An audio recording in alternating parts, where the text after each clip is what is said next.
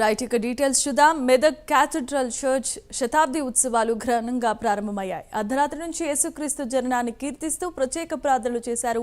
ఈ రోజు క్రిస్మస్ సందర్భంగా క్రిస్మస్ సంబరాలు మొదలయ్యాయి.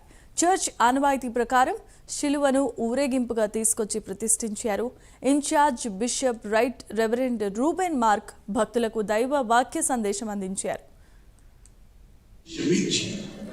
వాటి నుండి మనల్ని విడుదల చేసి సమస్త సత్తులను మనం స్థిరపరిచి బలపరిచి నిత్య జీవనకు తీసుకుని వెళ్ళుగాక. ఆమేన్. దేవునికి స్తోత్రము కలుగునుగాక. ప్రభు మీకు తోడేండుగాక. నిజమైన విశ్వాసంతోనూ తన వైపునకు తిరుగు వారందరికీ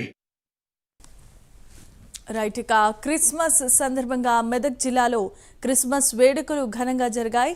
మెదక్ క్యాథడ్రల్ చర్చ్లో బిషప్లతో ఆశీర్వచనం అందించారు. ఇదే అంశానికి సంబంధించి మరిన్ని అప్డేట్స్ను మా కరెస్పాండెంట్ రాము అందిస్తారు. రాము,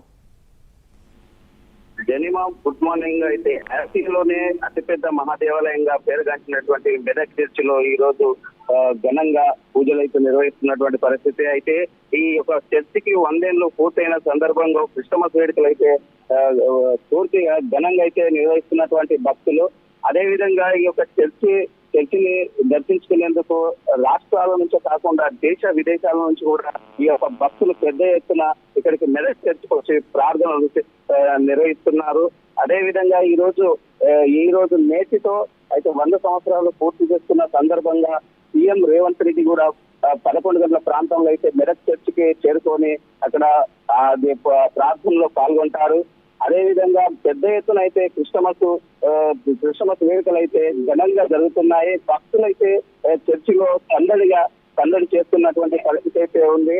మొత్తంలో చూసుకున్నట్టయితే ఆ ఏసియాలోనే అతిపెద్ద మహా దేవాలయంగా గుర్తింపు పొందినటువంటి మెదక్ చర్చిలో అంగరంగ వైభవంగా అయితే క్రిస్మస్ వేడుకలు అయితే జరుగుతున్నటువంటి పరిస్థితి ఉంది.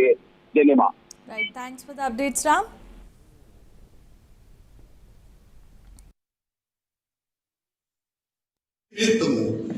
మనను కనికరించి మన పాపములన్నిటి నుండి క్షమించి వాటి నుండి మనను విడుదల చేసి సమస్త సత్తులను మనం స్థిరపరిచి బలపరిచి నిత్య జీవనకు తీసుకుని వెళ్ళుగాక.